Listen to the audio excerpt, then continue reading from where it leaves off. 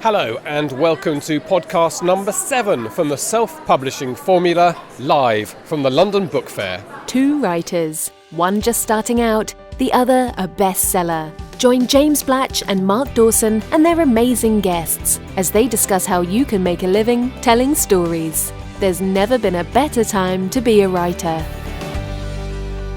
Okay, well, we're not really live because podcasts aren't live, are they, Mark? Technically, no. But we are on location. I'm alive. Actually, I'm pretty tired. We are alive. You look tired. You also look tanned. Have you been away? No, I haven't. Well, I should know. Haven't washed. Yeah, that's what it is. So here we are. We're actually alive and together. We're at the London Book Fair. We are in the cavernous exhibition halls of Olympia in West London, if you know your London geography. I guess somewhere between Hampstead and Kensington. And a famous old building, post-war, I think, probably or maybe even pre-war, 1930s. I should have looked that up, but it feels like that. And it hasn't always hosted the London Book Fair, which has been around since the 1970s, but it has done for the last couple of years. We are actually in one little area of the book fair, which is where they sort of push the electronic newish media. It's one corner. It's got a kind of vibrant feel to it. To our left, we can see our friend Joanna Penn, who's currently giving a session in the Author HQ, and standing next to her is one of our friends from Kobo. Mark Lefebvre, yes, absolutely. Indeed.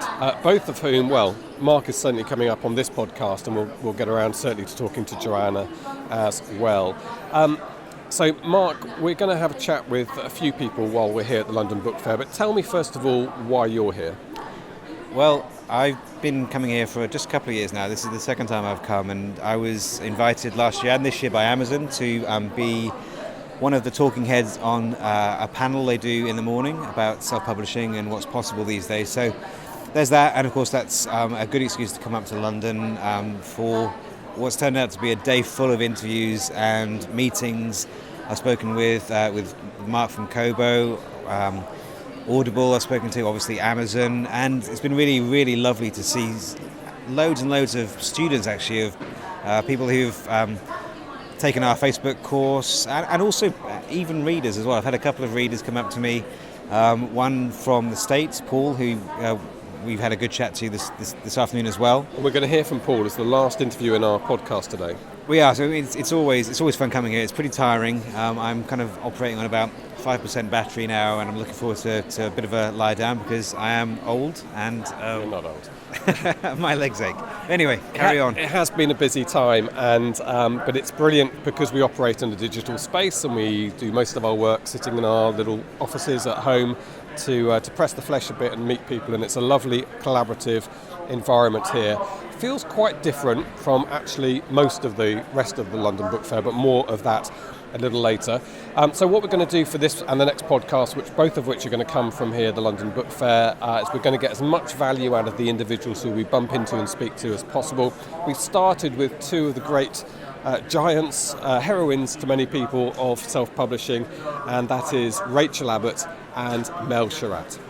Right, I am with 2 giants of the self-publishing world. They both fall back laughing, but you are, and heroines, I would say, to quite a lot of self-publishers who are trying to get going. Rachel Abbott and Mel Sherratt. So I have to start with Rachel because Mel's already told me. She said off mic she gets a bit nervous when she starts. Rachel, thriller writer. I think I read you've sold over 1 million books. Is that, have I made that up? Over 2 million now. Over 2 million. Oh, yes. So I read that about 2 months ago. You've sold another 1 million since then. That's unbelievable. And Rachel, you are, you're a leading light in the industry. Gosh. I think. Well, as somebody who's well, thank you. Trying to get going myself, I read a lot of the stuff that you talk about. You're here at LBF. Let's talk about London Book Fair first. Yep. Why are you here? What do you get out of this? Well, I'm actually here basically to talk to other people who are thinking of becoming self-published authors, to see if they need a bit of support, a bit of guidance, a few ideas on what they might be able to do with their books and how they might be able to promote the books, because really anybody can publish. It's whether you can sell any that's the big thing, isn't it? That is that's the big bit, isn't it? Afterwards, absolutely. Isn't it? It's what you do in the afternoons. It's really becoming the afternoons. Yes. Slightly more important than the mornings in some ways. Mel, in fact, you did have that conversation, didn't you, on the panel? Because you've just been on a panel with Mark Dawson, and you had that very point about dividing up your day. So we should introduce you as well. So you write, I think you call it gritlit. Is that? I do, yes. The only reason I call it gritlit is because when I was trying to get a traditional deal, it was between women's fiction and crime thriller, and it didn't fit in any genre, so it was gritty, so it evolved as gritlit in the end, and then it got taken on by the industry, I think, so yeah. So gritlit, set in the north, normally? Or? My estate series is set nowhere in particular, purposely because there's an estate like that around the corner in every city. So, but my other series, my detective series, Ali Shenton, she's set in my hometown of Stoke-on-Trent. From Stoke, okay. Yeah, okay. so in the West Midlands. Okay, and so you've also been giving people the benefit of your wisdom on this area. I mean, that's one of the reasons you were here, because you're invited to be on the panel. Is there another benefit for an indie author coming to LBF? I think if I wasn't a guest of Amazon, I would definitely be spending 3 days in the author lounge, because some of the talks in there are absolutely phenomenal. I could just sit there and learn so much myself. I get really disappointed that I can't go into the talks because we're doing something else. But it's just the camaraderie as well. Even if you just come and talk to us on the stand, or if you're walking around and you can see so many authors. This author lounge has really grown in 4 years, and it's got bigger and bigger, and it's great to see it evolving as it is. And it's amazing to see how many more people there are in there when there's a self-publishing topic than they started off this morning with a trad publishing session, and it was a lot quieter. And then you couldn't get a seat when it became self-publishing. So clearly that's the growth area. But I'd say it's my first time to LBF. What struck me is that 80% of the entire conference is traditional publishing. And I was surprised, but someone said to me it's just because they've got more money for stalls. But Well, there is certainly some truth in that, yes. I mean, people like us Mel and I wouldn't think about having a stand here because there'd be no purpose. The people who come here are not really our readers. These are other publishers, and apart from the people who come along to find out about independent publishing, or maybe come along to try to find themselves an agent or a publisher, which, you know, apart from that, the majority of the people here are not really our target audience. I suppose that's one of the things about the self-publishing industry. It's commercially, it's a fragmented world, isn't it? Because everyone works in isolation by themselves, and you couldn't create a big self-publishing company that you paid a lot of money to get your books published, because it wouldn't work financially, would it? So it has to be like this. I don't know how you represent that in a show, because it doesn't really lend itself. It's more of a digital thing, I guess, isn't it? Yeah, I think for me, I tend to come here because everybody comes and finds me here, which is really wonderful. You can be in one place, but it's the people around that come to you, and also if you want to find a cover designer, or if you want to find out a copy editor and things like that, they are not here at the book fair, but you can find them around about that lounge now, and people are starting to hear about that. There's going to be more people coming there every year. But yeah, it's a traditional market here, so. Very intimidating downstairs in the big lounge with the big books. They are more intimidated by you, believe me. They're the ones looking over their shoulders. Okay, so we've got you here, so we need to get some value from you for our podcast. So Rachel, how do you sell 2 million books? How did I sell 2 million books? Do you know, 6 hours. it's a very difficult question to answer that, because I think I was lucky about when I started out, which was the end of 2011. There were fewer books out there now. I think there's about double the number of books now on Amazon than there was then, and also now a lot of traditionally published books are being sold at very low prices as well. So, I make no bones about it. When I started, I was selling at £1.99. I'm not now, but at that time there weren't very many books that were in that kind of price range that people seemed to enjoy reading and were prepared to talk about. Whereas now, if you look in the top 20, my book has been £3.48 since it was launched, but the vast majority of books in that top 20 are 99p or £1.99 at the most. So it was much easier climate. there. Yes. Yeah. But nonetheless, you're both continuing to have success, and Mel, you've come on quite strongly, I think, in the last 24 months probably for your sales. Possibly, but I started exactly the same time as Rachel, and Rachel took over me. I will never forgive her. I'll never forgive her for it. Actually, I learned so much from Rachel as well. But yeah, mine started to take off more now. I think, and it's probably a case of, because I've got so many books out now, I've just published my 11th book. People are now going to find, if they like one series, they're going to find the other one, whereas before they weren't doing that and they weren't crossing over. So something along either the marketing that I've been doing or the Facebook, talking to people, talking to readers, has started to work for me, and I'm getting a bigger audience, yes, definitely. There was a bit of a discussion about genre one question at the end there, and yours is quite niche, I suppose. And I thought you made a really good point: is that there's so many readers out there that there will be readers for your book. You need to find your reader and find your market.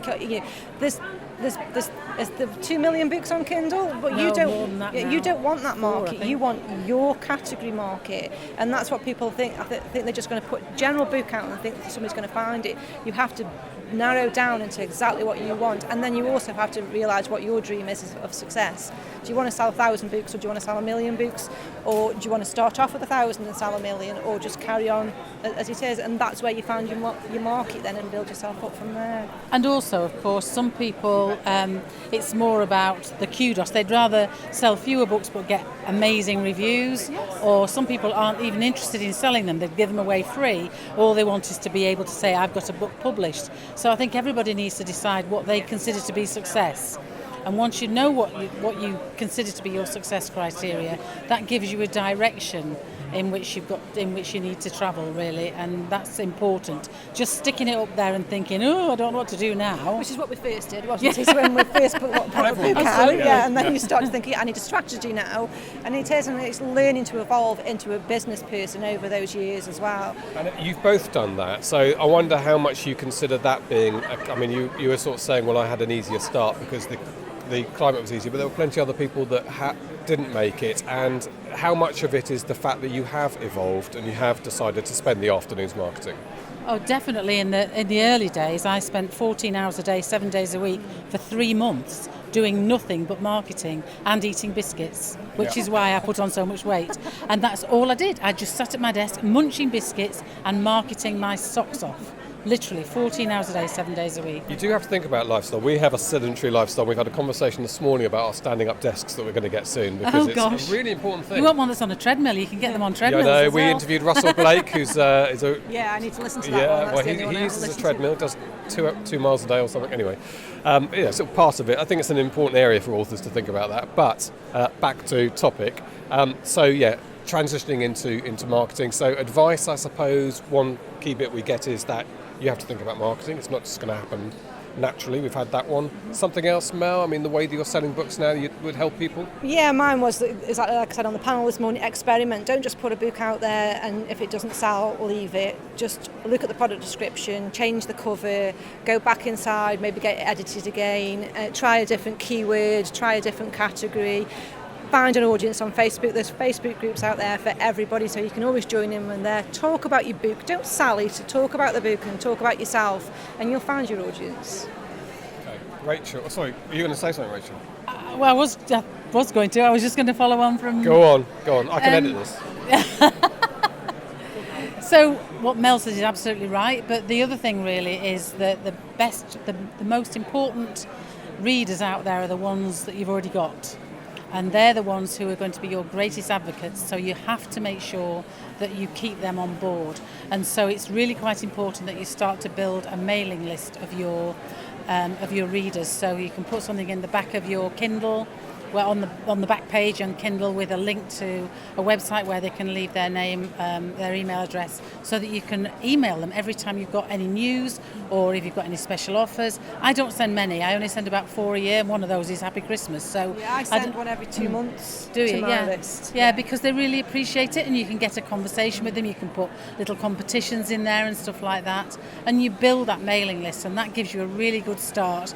And if they feel that they're in some way connected to you, they're far, far more likely to talk about you to their friends. So they're your biggest advocates. That's great. Yeah, and that follows on from the Marie Force interview we had on the podcast, and she's really taken that engagement onto the next level, I think, in terms of physically meeting her readers quite often. I'm going to do that this year. You are? Excellent. Yeah, I was talking in about Stoke? in Stoke. I'm going to have an afternoon tea party for my Gritlit group. Yeah, I'm going to get the 30 bloggers who look after me. I'm going to look after them. I'm going to treat them to afternoon tea and the copy of the new book. Well, that's a great idea. Yeah, I'll have fun as well. Rachel and Mel, thank you so much indeed for joining us. You can get back to your coffee and water now. Sorry to have interrupted you. Thank you. Not at all, thank you.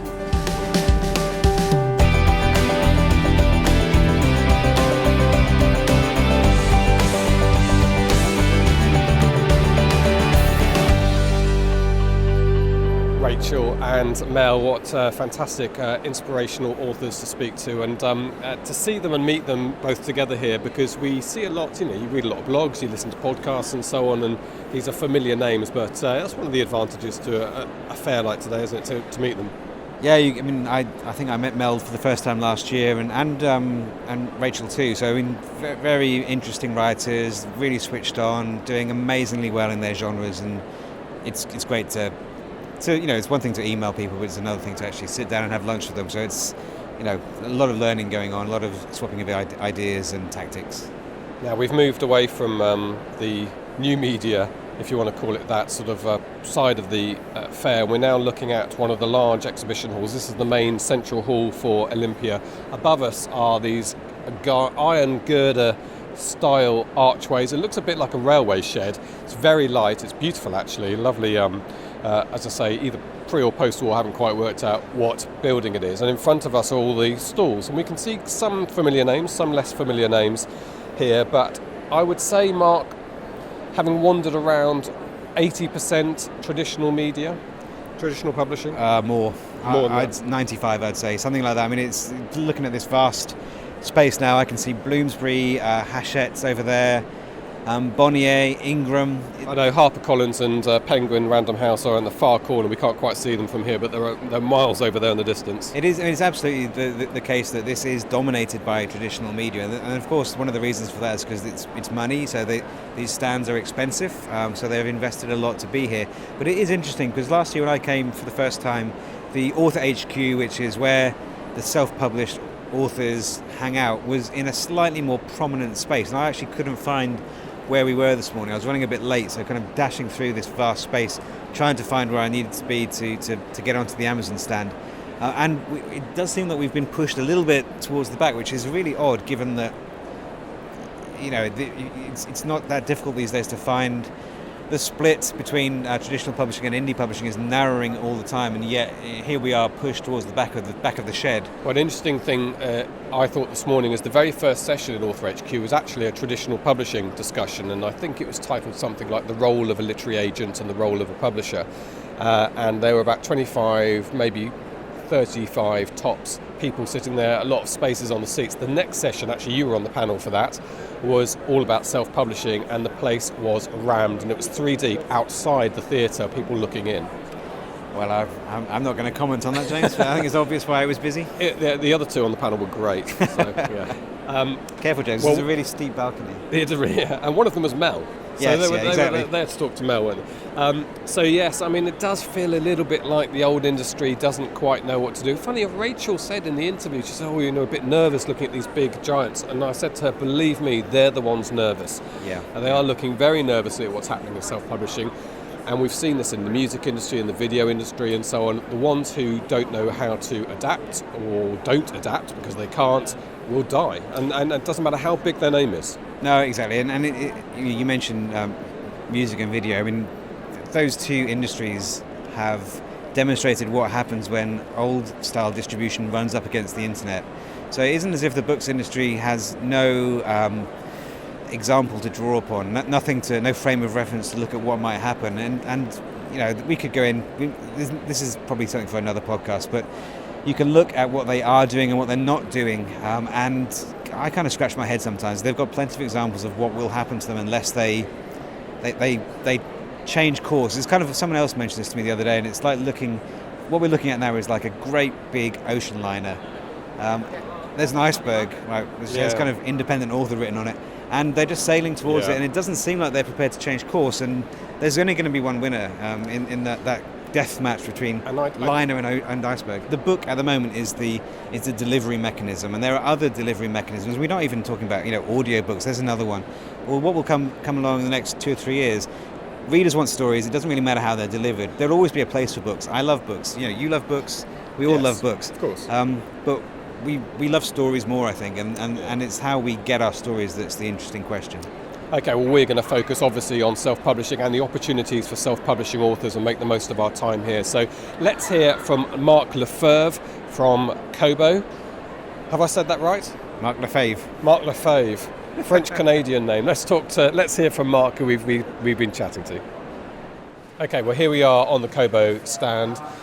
which is in a sort of what feels like a bit of an annex hall to the main hall. And Mark and I were remarking on the fact that this whole industry is being turned up on its head, that self-publishing and electronic media is dominating and everyone is talking about it, and yet the show feels a little bit like most of it's still trad industry. Is that fair, Mark? That's a fair game. I think actually the one thing that I really love about London Book Fair is the Author HQ actually gives writers a place to go and feel welcome.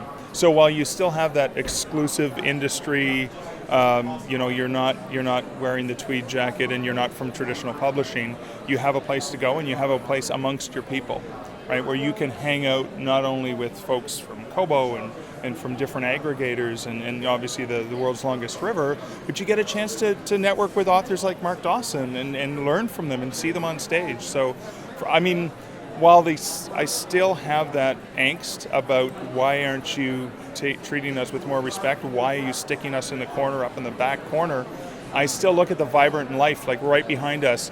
It's standing room only. There is such demand, there is such interest, there's such passion, and we know there's enough money in this business for people who are doing it properly that this is something that should be taken more seriously, and it's just a matter of time. It's got an indie vibe, this area of town, doesn't it? This area of the LBF, an indie grungy vibe. Mark's right, it is. This is where the authors come. This is where the action is. It's where the interesting ideas are being discussed and debated. Downstairs, to me, is a little bit stale. That's just the way I look at it. I know where I'd rather be. Okay, well, let's talk about Kobo for a bit. So the two things I was instructed about Kobo last time was you're a Canadian company and it's an anagram of book.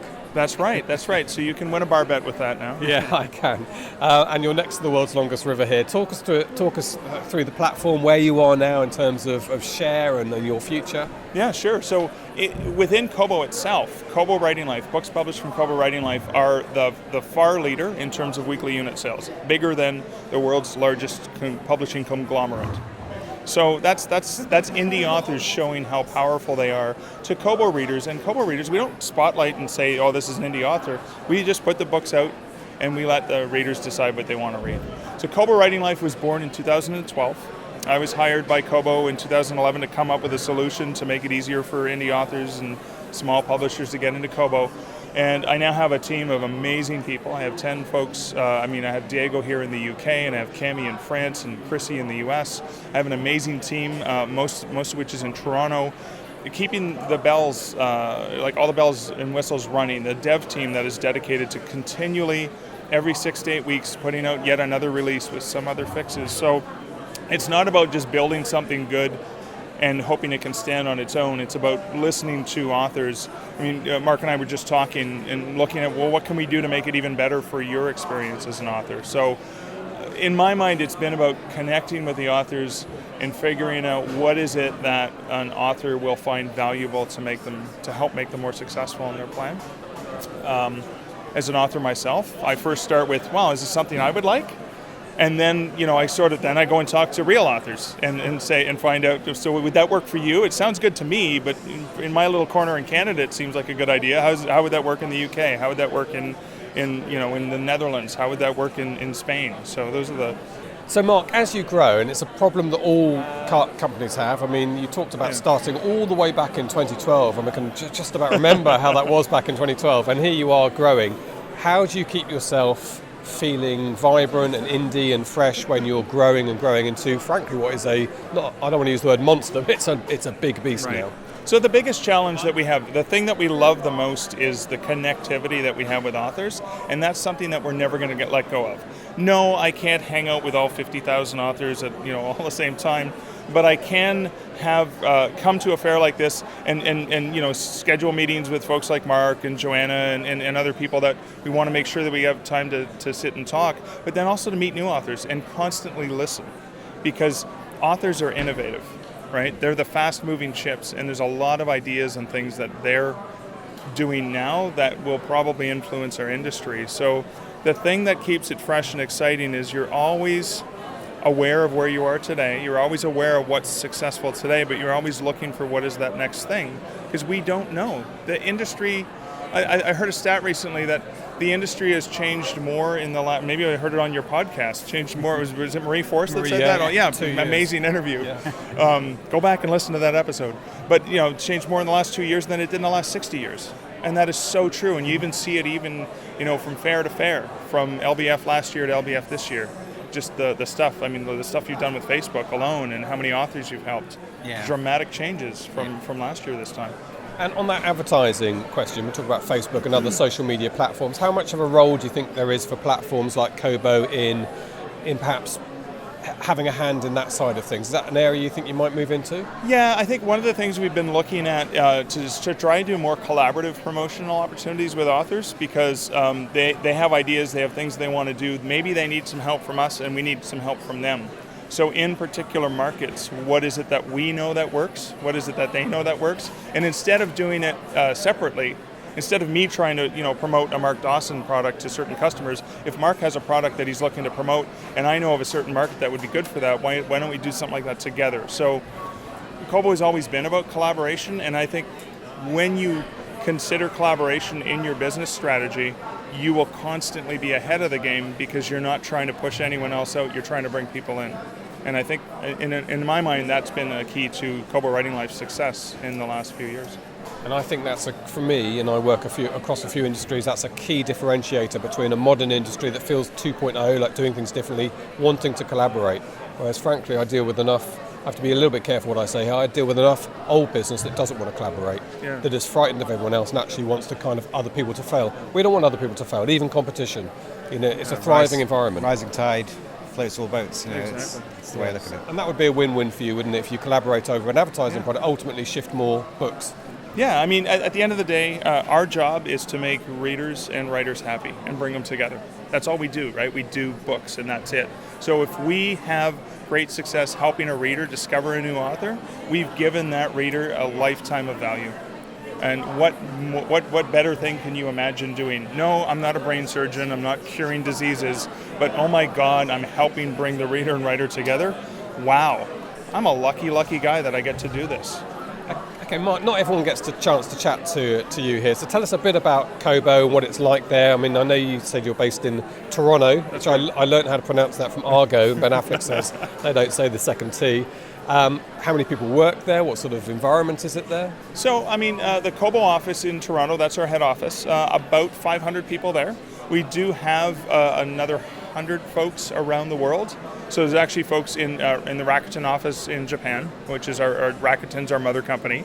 Rakuten, owns Linkshare and Viber and Overdrive and Pinterest, etc. And Kobo's one of the, their digital companies.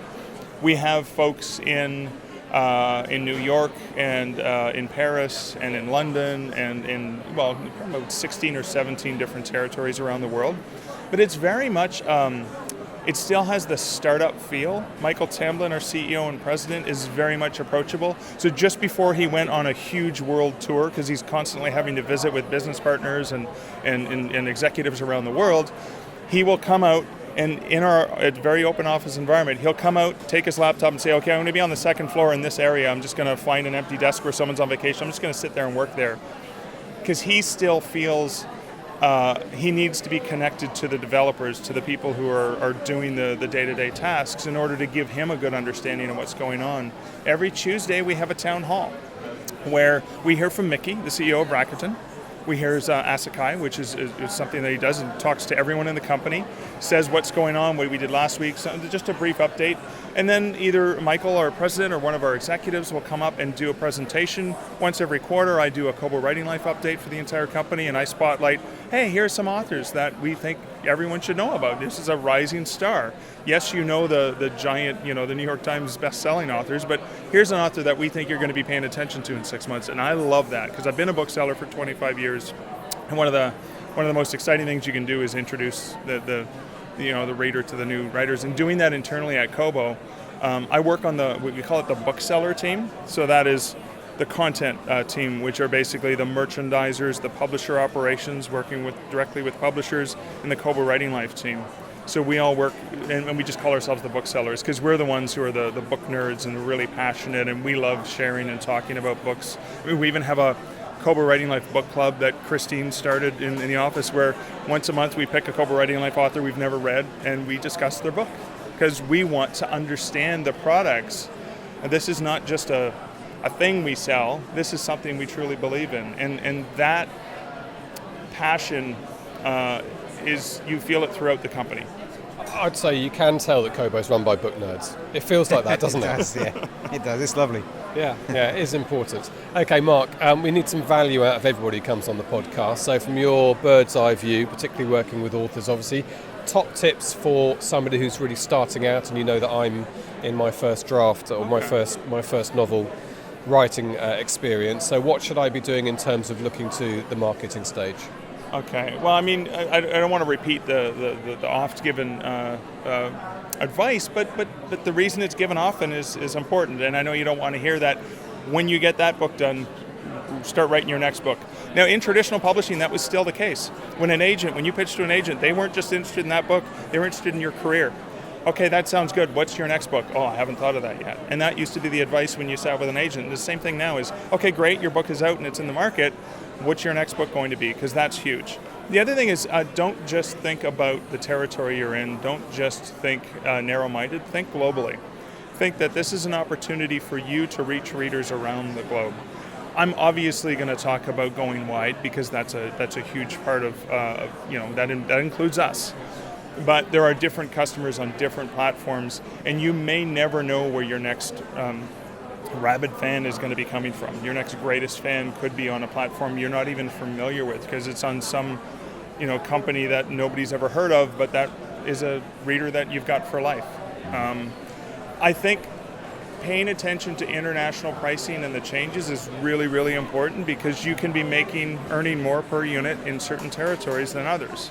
I'll give you an example is the Canadian dollar is not on par with the US anymore. So in Canada and Australia and New Zealand, you better be pricing just a little bit higher. Just like in the UK, you're going to want to go lower. And in India, you're going to want to go bargain basement, like 49 rupees, like as much as possible, paying attention to the market and thinking of your book from the customer's point of view, not just the reader or the writer's point of view, but looking at what does the customer see.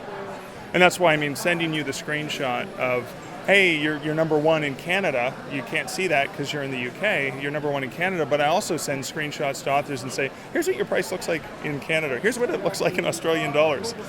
That's not a very pretty price. So those are some of the things that I think can be very valuable for an author. By a pretty price, you mean not ending in 99? Yeah, like a native price. So we know that in euros and in pounds, 49 and 99 work. Yeah. But in North America, 99 is the king and queen bee, right? Yeah. Pretty much. That's great advice, Mark. And finally, I just want to pick up on India because it's such a populous country, and I can't help feeling that there's some work that we as marketers need to do to try and understand that market a bit better because it's got to be lucrative in the long run. Well, I have an author who runs a podcast, My Kit Lab, who's writing an article specifically about strategically pricing to sell digital books in India.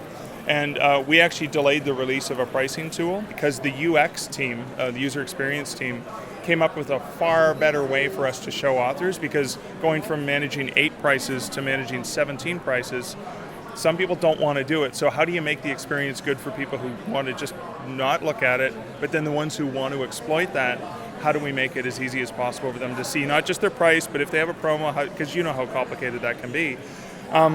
So, in rupees is a good example. The cost of print books in India is minimal.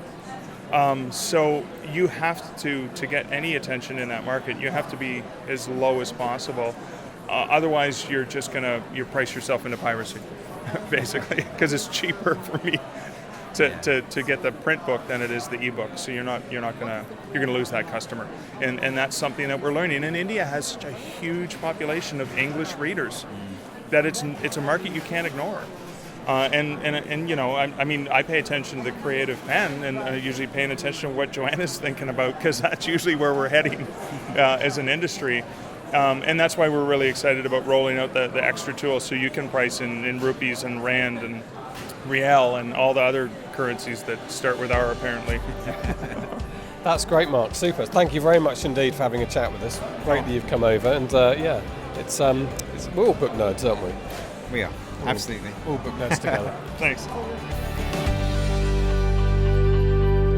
Okay, that's Mark Lefebvre from Kobo. Do you know, I was shocked to discover they had Japanese corporate owners, because Kobo feels like a lean, agile, startup mentality company. Well, it does have a startup mentality company, but I genuinely thought it was a young internet startup without corporate owners. I guess that's maybe the Japanese corporate mentality is being quicker to adapt than the Western one.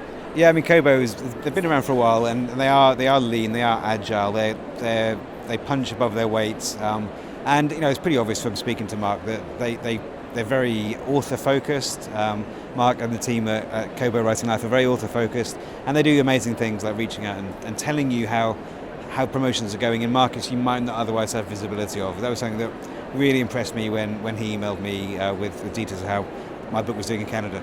Lovely guy, and an avid listener of our podcast. So, hello, Mark. Hello, Mark, we should say. Okay, we're going to get a couple more interviews in this episode whilst we're here at LBF at Olympia in London.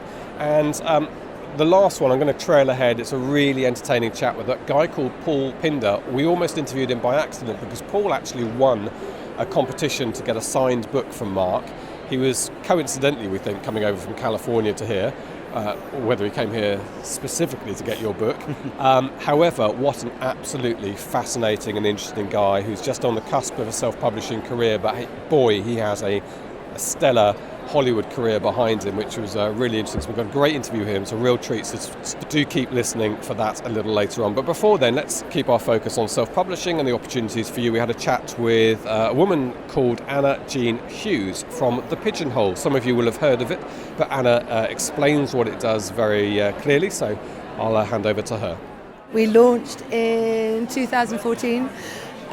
Largely to create a flip of the traditional publishing model. We wanted to use a digital serialization to really drive exposure and offer our authors a slightly more, supportive role in the publishing industry. Use the digital serialization to flow into an ebook publication, and then use that ebook publication to flow into a paperback and hardback sort of publication. But we've flipped it slightly, because in doing so we realised that actually the really interesting space is mobile reading, and mobile reading is changing very much, not only the way that we read books but also the way that we write books. So since then we've been concentrating on mobile book format. We are now one of the leading mobile reading sites. We offer books that are either published by us, classics that we've re-serialised, reformatted, republishing with lots of fun extra content. One of the main driving factors of what we do is to create as much of an extra social reading platform as possible. So not only are all our books, if they're published with live serializations, we like to have an author on board to answer any questions that readers might ask. We have full multimedia extras that come with it, so videos of the authors talking and reading. We have Q&As, we have soundtracks, we have a full 360 enhanced digital reading experience. More and more we're now working with publishers again to offer a mobile format for their books. What I could say now is that we don't think that all books should work on a mobile book format, but we are offering publishers the opportunity to launch their books on our app as well. Okay, I've got a ton of questions yeah, of course. from that elevator pitch on this. Okay, we'll leave your first model aside because you've obviously moved on and we've fine-tuned it, so I had some questions about that. But let's just work on the mobile platform. Treat me as I don't know what I'm talking about, which is a good way to treat me. Mobile platform reading, this is your own app that serializes books? Yes, we have a Pigeonhole reading app. You can buy and navigate within the app, find all the books that you want in either our library or our Premier section, which is the section with all the live serializations upcoming. When you say live serialization, it's our first ever serialization of a book. We like to re-serialize a lot of our books to make sure they get as much exposure as humanly possible. We have 10,000 plus subscribers now, so we relaunch those books to those subscribers. But the Premier launch is the first serialization that we do of any given book. It might be a book that we've created ourselves. It might be a book that we signed up from a publisher. It might be an old book from a publisher. It might be a new book from a publisher. We like to do things such as offer publishers the chance to do a pre-publication serialization of their book, to do a big marketing publicity drive. Sometimes we offer free books to people just as a kind of NetGalley type platform to really drive exposure, really get as much publicity as possible, get as many readers as possible. Yeah, like a lead magnet, effectively, Exactly, giving away exactly. the book. And it's a bit of an event then, so you can try to create an event around a book being serialised, which actually is almost a Dickensian approach, isn't it? Because Dickens and his fellow authors famously serialised their books in newspapers. Yeah, it's Dickens does digital is the tagline that we've always had. But we call ourselves the Global Book Club in your pocket, because another thing that we're trying to do is break down the territorial boundaries and offer a really, truly global launch so that people around the world can talk about a book. The point of serialisation was always, not least to tag on to the cutesy Dickens link, but also the idea of creating a kind of digital water cooler moment, so you're really getting people talking about the book every day, every week. I mean, it might be that we serialise it daily or every 2 days or weekly, and you're getting people excited about it because you're holding back. It's the delayed gratification idea. Okay, so I can see a lot of the attractions to that. You're swimming against the tide, I suppose, a little bit in the sense that we are moving away from scheduled lives. You know, we always used to have to wait on Sunday night to watch. So in fact, we watched recently the BBC thriller series on a Sunday night with Tom Hiddleston, I can't remember his name. Night Manager. Night Manager. Yeah. But what struck me about watching it, so if you're in the States, this is quite a big, high-profile thriller series on the BBC in the UK. What struck me about watching it was it felt like 10 years ago. We were waiting for it every week to come up on a Sunday night, whereas our lives now are geared around, should we watch 3 episodes of Game of Thrones tonight? But you were waiting for it. We were waiting for it, so it was quite nice in that sense, and we nice. did talk about it during the week in a way that we probably don't talk about the box sets because we're watching them at different times. So you are swimming against one tide but trying to tap into the romantic and enjoyable aspect of all sharing an experience. It's also the idea that by chopping it up into manageable sections, manageable installments, that you're allowing people to really monitor their reading, manage their reading better. So if you say to someone, look, I know it's Moby Dick and I know there are 7 pages of whalebone descriptions and that's really dry, but we're going to give you 20 minutes a day. It's going to be for 31 days. It's going to come with animations and live readings and so much extra content that get you through it. And there's going to be support from everybody else around you, reading at the same time on the same sections, so that we can help you get through this quite boring, needs an edit book. Ultimately. Okay, and how's it going? It's going really well. I mean, the thing that we've found is that there are so many applications for what we're doing at the moment. And I think one of the exciting things is seeing how much people have enjoyed it and actually how much the authors have got on board. And it's a really nice thing to offer authors, not least the data that we can strip down back from all of our launches. We can tell authors where readers got involved, where they weren't interested, where they were reading from, how they were reading, time they were reading. I mean, it's a really interesting data harvest that we can get from each launch. But also the really nice thing is offering the ability to talk to their readers directly. I mean, the marginalia that runs throughout the book, it's either the extra content you can see or the comments you can get. So at any point, someone might put a comment in your book and all that happens is you get an email saying so-and-so has said this is such a great line, and you just press a button and you respond, and then you suddenly have access to your readers. Interactive. I mean, Truly interactive. That's going beyond just responding to reviews on Amazon. Or Yeah, I know. I was people thinking are about talking that. instantly, and that's a really great aspect of it. And I suppose you're a traditional publisher in the sense that you're selective. People would come to you and say, can you take my book? And you send them a rejection letter or you move ahead with it. So now that we're working more and more with publishers, I think our list is for new writers is stripped back, but it just means that we're very much more selective, which is not a problem. I also think you have to be very aware of certain aspects about a book as to whether it actually can be serialised, whether it actually can work on a digital platform. I don't think all books should just be stuck into a mobile book format. I think people need to be much more curated about their lists. We certainly are. Well, in the way the narrative works, some narratives lend themselves to a episodic. If you're dividing it week by week and you have split narratives or you have multiple voices and you can't divide it by voice, then it can be very difficult. If it's 700 pages long and it doesn't have that amazing drive, and it's maybe a huge literary classic, it can lead to problems when it comes to getting through it. But again, that's why serialisation is there and can help. On the flip side is that we can get you through certain books. I think what it comes down to more than anything else for us is making sure that the list is as enhanced and as interesting and as sort of liable for the extra content and the comments and the book club feel. So we really want books that actually can be driven and do drive a conversation. What platforms do you work on?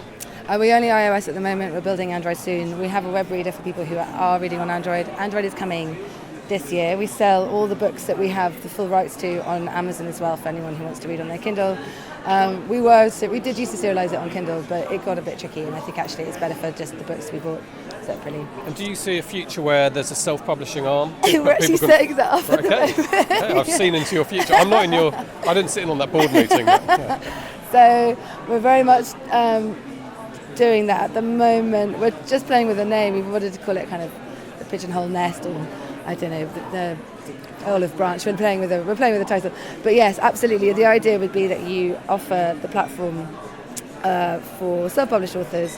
They can pick and choose either to launch it onto the community that's there, or they can have a closed private launch that they can launch to directly, and then we'll just sell them the data that we harvest from the things. But it's free to upload, free to see the comments. So it's a really nice way of gearing how well a book is doing to your readers, I think. And what I'm thinking is that for some writers who may be doing, slogging through their first novel, that very difficult process, actually this might be quite an attractive way of thinking about approaching writing, the episodic, to really structure the way that you approach writing a book. Absolutely. We're also kind of crowdsourcing editing, which is something that I think a lot of editors are quite upset about, but we don't need to talk about that. Yeah, well, and that's probably the way it's going to go, isn't it? So. Yeah, definitely. But then also we're moving on to a very exciting aspect, which is the gamification of books. So our next book that's coming up on the 18th of April is a serialisation of Head of Zeus's book, Victim Without a Face by Stefan Anhem.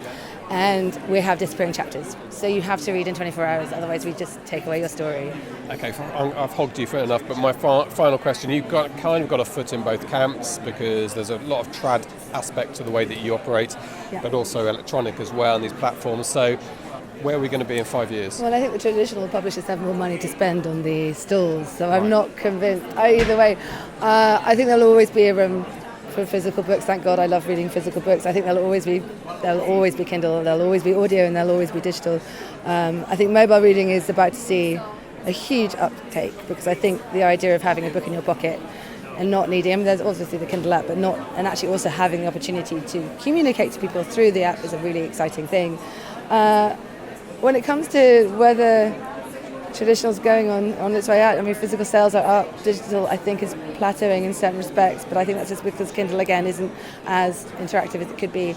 When it comes to how people are going to be publishing in the future, I suspect there's going to be a specific divide of roles within the publishing industry. I think that the way that publishers seem to try and hog practically all aspects, including publicity, marketing, digital, sales, I think those are going to split off, and things are going to be constant, like more and more outsourced consistently, to a point where there are actually differing hubs within the industry that work symbiotically, rather than someone just sitting on every right and not giving it to anyone, which is difficult.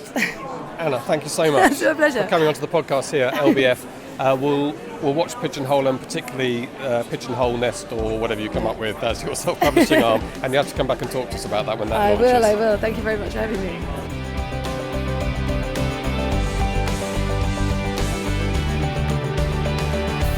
You're listening to the Self-Publishing Formula podcast with James Batch and Mark Dawson at the London Book Fair 2016 in Olympia in West London. We've moved again, Mark, to what feels a little bit like a library. It looks a bit like a library as well. I can see rows and rows and rows of books. I'm not entirely sure what the deal is. Well, I think at an early stage of the London Book Fair, back in the 1970s, when they realised they had all these publishers here and all these meetings were going on about talking business, that there wasn't actually anywhere to go and buy a book or read a book. So maybe that's where this idea has come from. But it's a whole area of the book fair where you can sit down, take a book off the shelf, read it, and buy it if you want. Yeah, and I'm just looking actually behind us into the central kitchen. I can see people with glasses of wine, which I have to say looks particularly tempting at coming up to 5 o'clock on the first day. Yeah, we're going to have I think something alcoholic shortly. Although I've got a lot of editing to do tonight. I haven't. Yeah, lucky you.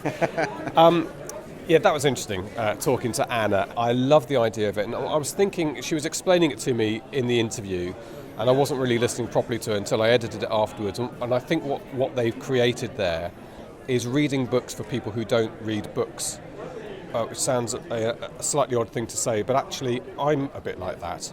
My attention span's not what it is for the person who voraciously reads a novel a week. I can't do that. So I was quite drawn to this idea of this episodic approach with lots of other bits and pieces being thrown in at the same time and you having to keep up with it. Yeah, they're pretty switched on actually. They've been around for, as she said, for a year, 2 years, and got a lot of very interesting ideas in terms of serializing fiction, breaking things down into smaller chunks.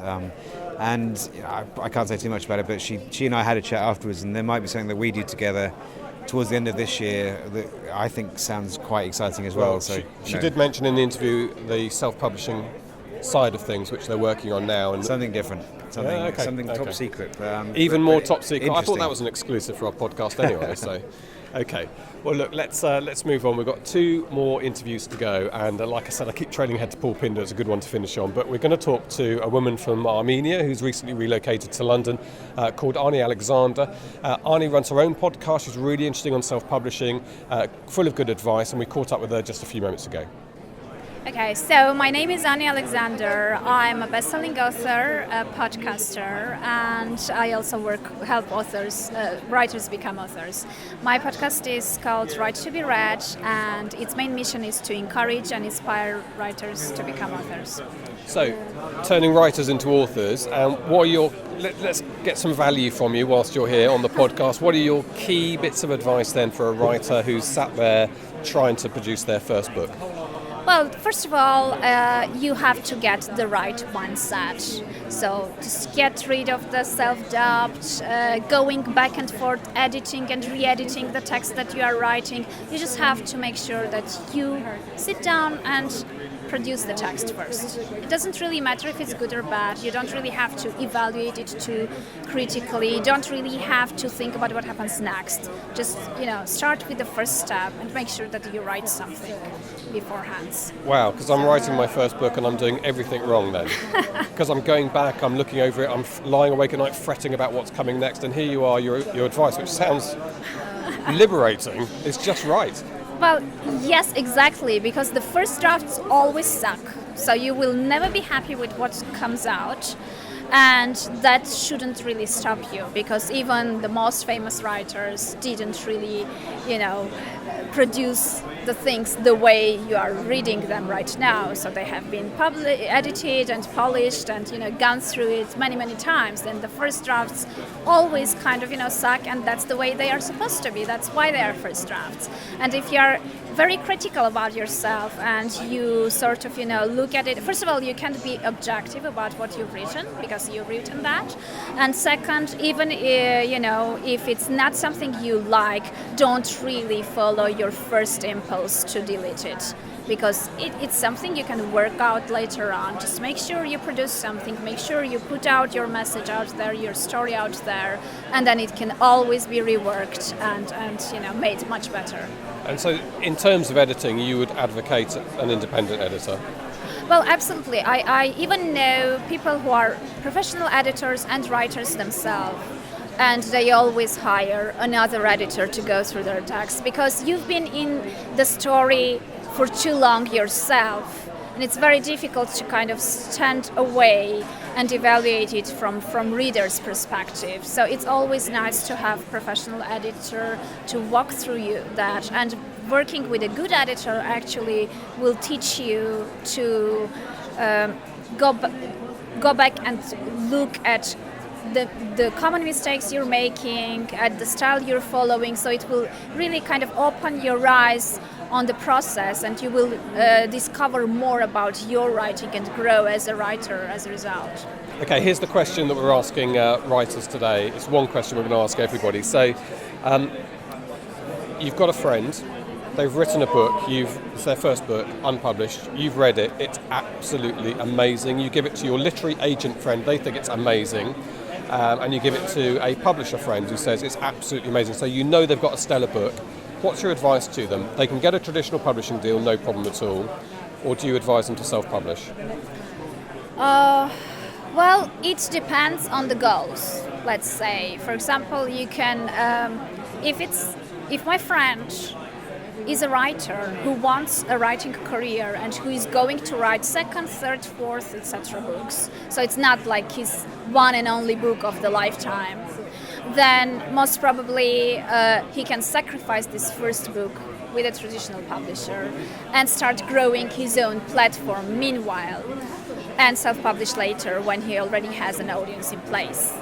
If it's like the life book of his and the only one, and he's not really a prolific writer who plans to write on and on all the time, and let's say it's very emotional thing for himself, like a memoir or something like that, then I would most probably self-publish, create my audience and engage with my audience, because most probably if it's that type of book, then the message for me is very important that I'm sharing, and with this message most probably I want to change something in other people's lives.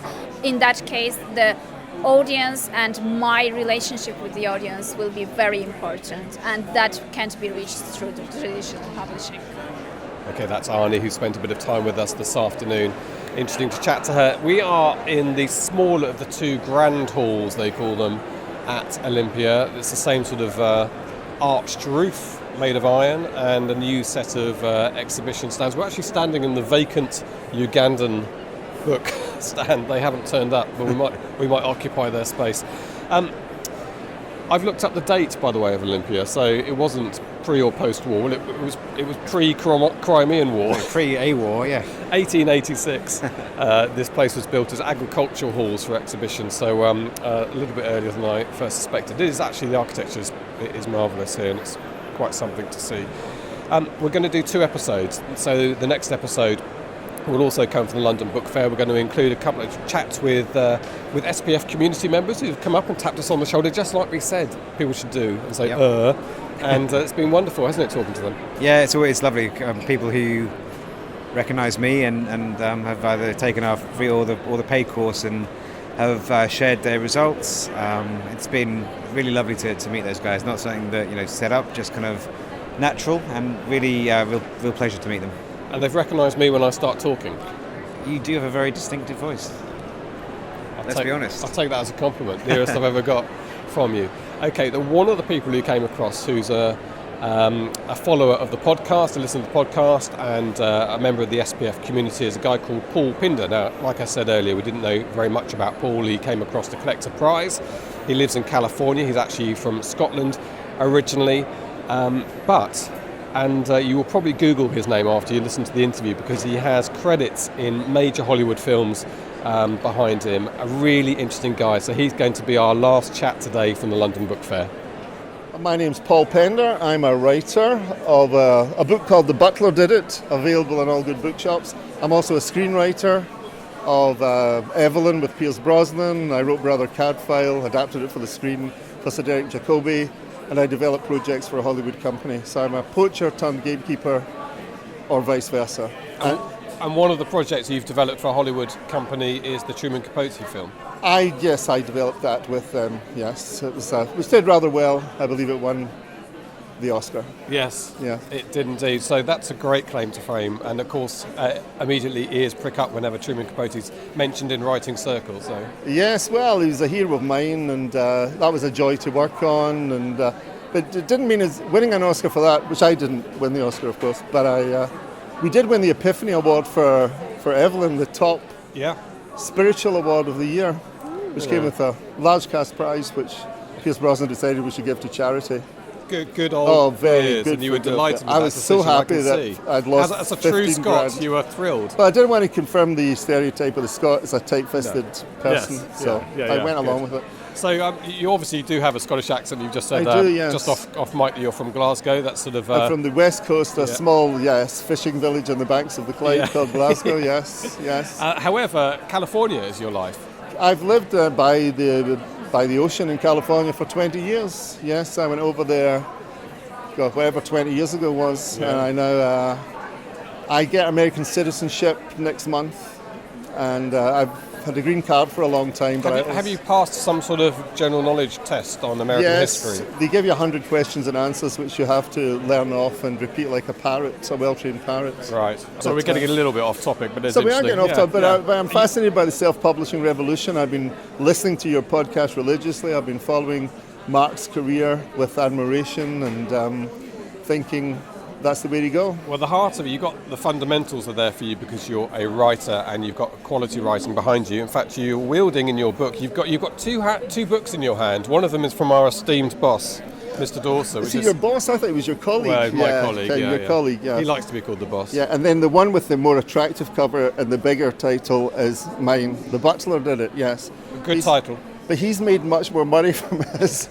Well, that's the trick then, isn't it? And that's why you're here and that's why you listen to the podcast. Yes, that's why I listen to the podcast, because I do think there are ways now to reach the market which have never been available to writers before, and which any writer who wishes to get the fruits of the labour should address. And now, I think what might be interesting about you, what is interesting about you, is you've got obviously a great respect for writing, and you know, Capote are one of your heroes, and you've got a lot of track record behind you, and yet you're willing, able to say, do you know what, I know nothing about this, and dive into a new life. Yeah, well, I think life's about reinvention, self-invention and reinvention. And one of the things I've always believed is you should write the story of your own life. Don't let anybody else write the script for you. So when I went to California 20 years ago, I was a guy who'd met a drunken woman in a bar in Ireland who told me her story, and I said, that would be a great role for Pierce Brosnan. And 6 months, I just wrote the script on spec. I don't drive. I still don't drive. Really? I went to the car capital of the world. You live in America? I live in California, and I don't drive. And I used to, in the early poor days, I used to get buses to the studios. I still love the moment in LA Story when Steve Martin gets into the car and drives next door. Oh yes, it's incredible. Well, I ended up meeting a guy who drove a really nice vintage Jag, who delivered scripts to the studios, and he used to drive me to meetings, and people thought it was my car. Lovely. So that created the right response. But no, I think you have to just say, well, I used to work at the BBC. I had a good living there, and I thought I always wanted to go to Hollywood, and I've had a good time there, and I'm keeping an apartment there. I'm going to go back and forward now, but Edinburgh's on the horizon, right. Beautiful capital city, and I'm writing a cop saga based in Edinburgh, and the debate is, do I conventionally publish or do I self-publish? And I'm increasingly persuaded I should self-publish. And if you self-publish, is this something you're going to get down and dirty with yourself? You're going to get into Facebook, yes. social media advertising? I'd have to, absolutely, yes, which I've been very remiss about because I haven't had to up till now. But absolutely, and I think the idea of being that involved with your readers is extraordinary. I still love if I get, one email a year from a reader, but the directness of your relationship with the audience and the readership is got to be intoxicating for any writer, in my view. So you guys are the cutting edge. Globally, I know you've got that English modesty, but I mean, I was listening to your show in California. From where I won this prize, I identified John Milton's lighter to get this prize, and I was sitting in Starbucks and looking at the ocean when I sent the answer in and found out in real time, 1 minute later that I'd won it. So that's kind of fascinating. I was thinking at the time... It's an engagement thing, It's engagement. Yeah. I bet you if Truman Capote had done a thing like that, just think of the fun you could have it's how brilliant is it that you're actually here in London. You've come over for, not just to pick up the book, but it's not just the book. I've got a London agent who's quite surprisingly, well disposed towards publishing, self-publishing or independent publishing, as I suppose we should call it. But I've been watching videos about this stuff for 2 years now, and I'm seeing faces, and I think, there's Mel Sherratt, and there's Rachel Abbott, and there's Mark, and they feel like my close personal friends, and I've never met them before until I met Mark, a short while ago. So it's a whole new map of the world, I think, and I think the more innovative and imaginative and ambitious writers should take a long and serious look at it. And everything that the traditional legacy publishing, whatever you want to call it, everything they talk about reduces the role of the writer. And an editor will fix your messy work, and the agent will also edit it, and then you just sit back and let us do the rest. And that's a very dangerous way to go. I mean, if I do go ahead and independent publish, I will then be a hybrid author. At the moment, I'm a conventionally published author, and I know what it's like to have the world promised to you, and then there's no marketing muscle. And you end up doing it all yourself, and hopefully there will be a TV adaptation of my book, and then a mass market paperback, and suddenly, ideally, the whole thing will be going to be kickstarted again. But no, I'm very, very excited by all of this stuff. So, Paul, what are you going to bring from the film world into your new venture into self-publishing? Yeah, well, I think it's got a lot of parallels with the independent film world. I mean, the guy I worked with was what I think Mark is becoming, which was a very successful indie producer. I mean, he started off with his own little film, and he's now got 35 or so feature credits, and we won the Oscar for Capote. That was the ultimate triumph. But all of that entrepreneurial spirit, not taking no for an answer, not wanting to be bossed about by a big studio. The big studio is now like the publisher. The analogies are all over the place, and you can be the little writer that can, So yeah, I'm up for it. I just hope, I hope I can succeed. But using Mark's techniques, listening to your podcast, it's inevitable, isn't it? I think success is almost guaranteed. I think you've got the right. It's the attitude is the other thing, and I think you've got that. So let's give your book a plug again. Yes. Paul Pender, The Butler Did It. Well said. It's a counterintuitive title because it sort of feels like you've given away the last page. But well, it's actually it's a true story of a Scottish serial killing butler whom I interviewed at the BBC. He wanted me to write his biography, and I started doing so. And then he threatened to kill me because he didn't like... Well, that's what serial killers do. That's what serial killers do. It's like the scorpion and the frog, Yeah. I was the frog. So, but he's dead now, so I could write the book when he died, and Alan Cumming's very excited about playing the butler in any forthcoming television adaptation, which I will be writing. Should that happen? That's fantastic. That's Good luck with that, Paul. Well, thank you very much. You're going to keep in touch with us, I know, and we're going to see how your career unfolds. Whichever side of the pond I'm on, I'll be listening to the podcast, and it's great to be part of it. Paul Pinder, what a wonderful guy, and what a total surprise as well. Yeah, it was a pleasure to talk to, and slightly embarrassing as he emailed me last night to say he was coming and to remind me to bring the book, which I probably would have forgotten if he hadn't reminded me. He said that he'd like to talk to me about film rights generally, and I misread his email, and I thought he said he was from a production company called Capote Production. So I said, do you have a link for that? And he very politely and patiently emailed back and said, no, I produced the film Capote with Philip Seymour Hoffman. You might have heard of it. So that was me putting my foot in it. But no, what a lovely guy, a very interesting story. And he wrote Evelyn with Pierce Brosnan. Yeah, fantastic story. And just getting started with his fiction career. So best of luck to him. Okay. Mark, I think a glass of wine is probably calling for both of us. This is day one for the SPF at least, and it is day one for the London Book Fair. Do join us next time when we'll have some more interviews from here. We're going to always try and bring you some of that value, ask those key questions, particularly that mix of trad and indie. Trad's not dead as far as a lot of indie publishers are concerned. It's still the big aim for them, perhaps one day to land that big trad deal, and absolutely. Just do it with a good track record behind you, with a clear idea of the figures that you can make from the indie side of it, and negotiate from that point. Yeah, exactly. Make sure you've got all the information, and then you can make educated decisions that are best for your career. Okay, that's it from the Self-Publishing Formula podcast from the London Book Fair. We'll be back here at Olympia, 1886, next time. Let's go to the bar. You've been listening to the Self-Publishing Formula podcast.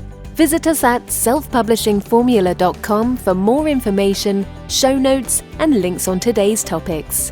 You can also sign up for our free video series on using Facebook ads to grow your mailing list. If you've enjoyed the show, please consider leaving us a review on iTunes. We'll see you next time.